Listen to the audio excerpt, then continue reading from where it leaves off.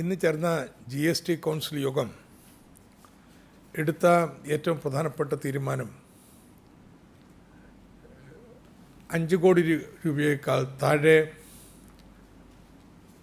വിറ്റുവരവുള്ള കച്ചവടക്കാർക്ക്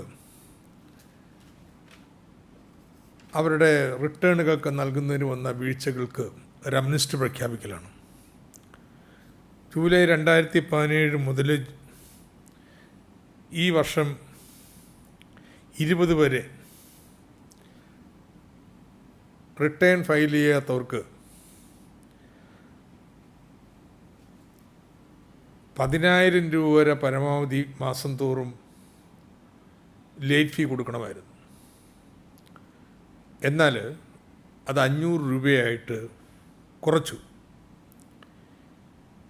ഇതിലൊത്തിരി വ്യാപാരികൾക്ക് അല്ലെങ്കിൽ നികുതിദായകർക്ക് നിൽ റിട്ടേൺ ആയിരിക്കും, നികുതിയൊന്നും കൊടുക്കാനുണ്ടാവില്ലായിരിക്കും.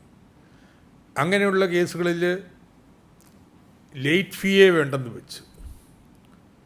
അപ്പോൾ അത്തരത്തിൽ റിട്ടേൺ സമർപ്പിക്കാത്ത ഉള്ള ആളുകൾക്ക് വളരെ ഉദാരമായിട്ടുള്ളൊരു അംനസ്റ്റി പ്രഖ്യാപിച്ചിരിക്കുകയാണ്. പിന്നെ ഫെബ്രുവരി, മാർച്ച്, ഏപ്രിൽ മാസങ്ങൾക്ക് നൽകിയിരുന്ന ചില ഇളവുകളുണ്ട്. ലോക്ക്ഡൗൺ പീരീഡിൽ ലേറ്റ് റിട്ടേൺ വന്നു കഴിഞ്ഞാൽ അതിന് ഫീ വേവ് ചെയ്യുന്നു. അതല്ലെങ്കിൽ തുകയുടെ പലിശ 18% വെച്ച് നൽകണമായിരുന്നു, അത് 9% നൽകിയാൽ മതി. ഈ ഇളവുകൾ സെപ്റ്റംബർ വരെ കൂടി ദീർഘിപ്പിച്ചു. ഇതാണ് 2 പ്രധാനപ്പെട്ട തീരുമാനങ്ങൾ. മറ്റൊരു പ്രധാനപ്പെട്ട ചർച്ചാ വിഷയം തുണിത്തരങ്ങൾ, വളം, ചെരുപ്പ്, ഈ 3 ഉൽപ്പന്നങ്ങൾക്ക് നികുതി വർദ്ധിപ്പിക്കുന്നതിന് വേണ്ടിയുള്ള ഒരു നിർദ്ദേശമുണ്ടായിരുന്നു. 5% നിന്ന് 12% തുണിയുടെയും വളത്തിൻ്റെയും. ആ നിർദ്ദേശത്തെ ഏതാണ്ട് എല്ലാ സംസ്ഥാനങ്ങളും എതിർത്തു. ഇങ്ങനെ നിർദ്ദേശം വെക്കാനുള്ള കാരണം ഈ ചരക്കുകൾ ഉണ്ടാക്കാൻ വേണ്ടി ഉപയോഗിക്കുന്ന അസംസ്കൃത വസ്തുക്കളുടെ മേൽ ഈ ഉൽപ്പന്നങ്ങൾ കൊടുക്കുന്ന നികുതിയേക്കാൾ കൂടുതൽ, വളരെ കൂടുതൽ ഉയർന്ന നികുതിയാണ് ഉള്ളത്. ഇതിനാണ് ഇൻവേർട്ടഡ് ഡ്യൂട്ടി സ്ട്രക്ചർ എന്ന് പറയുന്നത്. അപ്പോൾ തിരിച്ച് നികുതി റീഫണ്ട് ചെയ്ത് കൊടുക്കേണ്ടി വരികയാണ്. ഇത് ഒഴിവാക്കാനാണ് ഈ വർധന. ഇത് ന്യായമായിട്ടുള്ള കാര്യമാണെങ്കിലും ഇതിന് പറ്റിയ സമയം ഈ പകർച്ചവ്യാധിയുടെ കാലമല്ല എന്നുള്ള കാര്യത്തിലും കൗൺസിലിൽ യോജിപ്പുണ്ടായിരുന്നു. ഒരു പ്രശ്നത്തിൽ ഗൗരവമായിട്ടുള്ള ചർച്ച നടക്കുകയുണ്ടായി. 2017-18 ഈ അന്തർ സംസ്ഥാന വ്യാപാരത്തിന് മേലുള്ള നികുതി IGST അത് മിച്ചം വന്നത് കൺസോളിഡേറ്റഡ് ഫണ്ടിലേക്ക് എടുത്തു, കേന്ദ്ര സർക്കാരിൻ്റെ ഖജനാവിലേക്ക് എടുത്തു.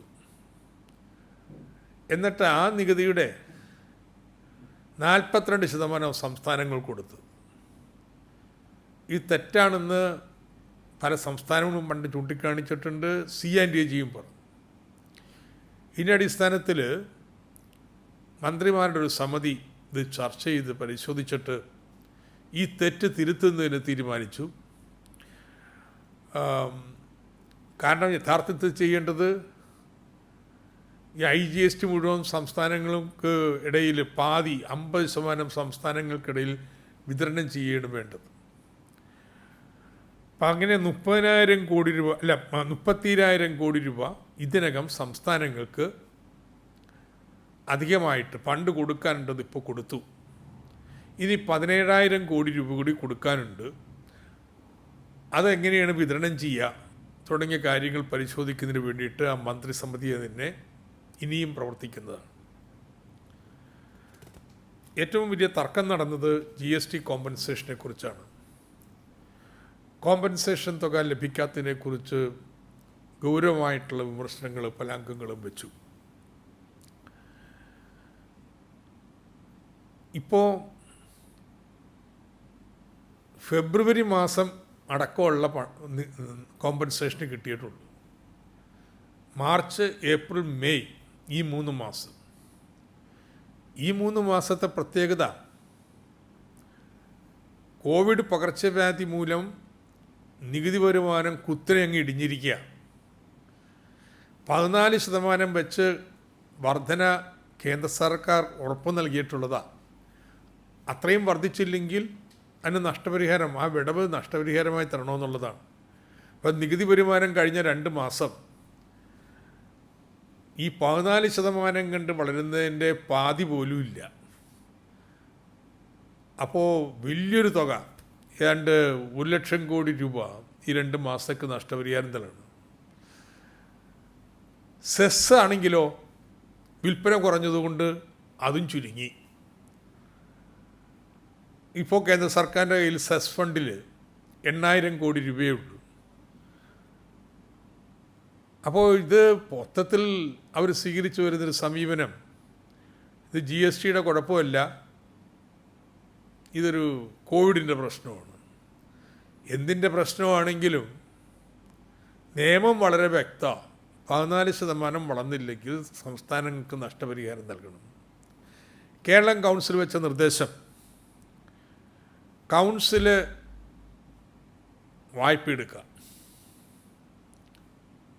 എന്നിട്ട് സംസ്ഥാനങ്ങൾക്ക് നഷ്ടപരിഹാരം നൽകണം. വായ്പയ്ക്ക് കേന്ദ്ര സർക്കാർ ഗ്യാരണ്ടി തന്നാൽ മതി. ഇങ്ങനെ ചെയ്താൽ കേന്ദ്ര സർക്കാരിൻ്റെ ധനക്കമ്മി വർദ്ധിക്കത്തില്ല. കൗൺസിലാണ് വായ്പ എടുക്കുന്നത്. അപ്പോൾ കേന്ദ്ര സർക്കാരിൻ്റെ ധനസ്ഥിതിയെ ഒട്ടും ബാധിക്കാത്ത തരത്തിൽ കൗൺസിലിന് വായ്പയെടുത്ത് ഇത് വിതരണം ചെയ്യാം. ഇനി എങ്ങനെയാണ് ഈ പണം വായ്പയെടുത്ത് തിരിച്ചടയ്ക്കുക? അതിനുള്ള മാർഗമായിട്ട് കേരളം പറഞ്ഞത്, ഈ സെസ് 5 വർഷത്തേക്കാണ്, അത് 6 വർഷത്തേക്കാക്കാം. അതല്ലെങ്കിൽ ഈ വായ്പയെടുത്ത തുക തിരിച്ചടക്കാൻ പറ്റുന്നവരെയും സെസ് തുടരും, 5 വർഷം തുടരും എന്ന് പറഞ്ഞു കഴിഞ്ഞാൽ ഈ പ്രതിസന്ധി ഒഴിവാക്കാം. അപ്പോൾ ഇതിനെക്കുറിച്ച് കൂലങ്കഷമായിട്ടുള്ള ചർച്ചകൾ നടന്നു. ഇതിൻ്റെ അടിസ്ഥാനത്തിൽ സമയം വളരെ വൈകിയതുകൊണ്ട് ഇത് ചർച്ച ചെയ്യാൻ വേണ്ടി ജൂലൈ മാസത്തിൽ പകുതിക്ക് മുമ്പ് വീണ്ടും GST കൗൺസിൽ ചേരും. അതിനുള്ള എല്ലാ സംസ്ഥാനങ്ങളും അവരുടെ നിർദ്ദേശങ്ങൾ എഴുതി കൊടുക്കണമെന്ന് വെച്ചിരിക്കുകയാണ്. അപ്പോൾ ഇതല്ലാതെ വേറെ മാർഗമില്ല. കേരളത്തിൻ്റെ ഡിമാൻഡ് കടം മേടിച്ചിട്ടാണെങ്കിലും കോമ്പൻസേഷൻ തരണം. നിയമപരമായ കേന്ദ്ര സർക്കാരിൻ്റെ ബാധ്യതയാണ്. ഇനി കൗൺസിലാണ് കടം മേടിക്കുന്നതെങ്കിൽ കേന്ദ്ര സർക്കാർ തരണ്ട. കൗൺസിൽ വെച്ചാൽ സംസ്ഥാനങ്ങളൊക്കെ ഉള്ളവരല്ലേ, വായ്പ എടുക്കുക, സംസ്ഥാനങ്ങൾക്ക് കൊടുക്കുക, കേന്ദ്രത്തിൻ്റെ ധനകാര്യസ്ഥിതിനെ ബാധിക്കത്തില്ല. ഇത്തരത്തിൽ നിർദ്ദേശമാണ് നമ്മൾ വെച്ചിട്ടുള്ളത്. മിക്കവാറും ഇത്തരമൊരു നിലപാട് കൗൺസിലിൽ ഭൂരിപക്ഷം കിട്ടിയേക്കാം. ഇതാണ് ഇന്നത്തെ കൗൺസിൽ നടന്ന കാര്യങ്ങൾ.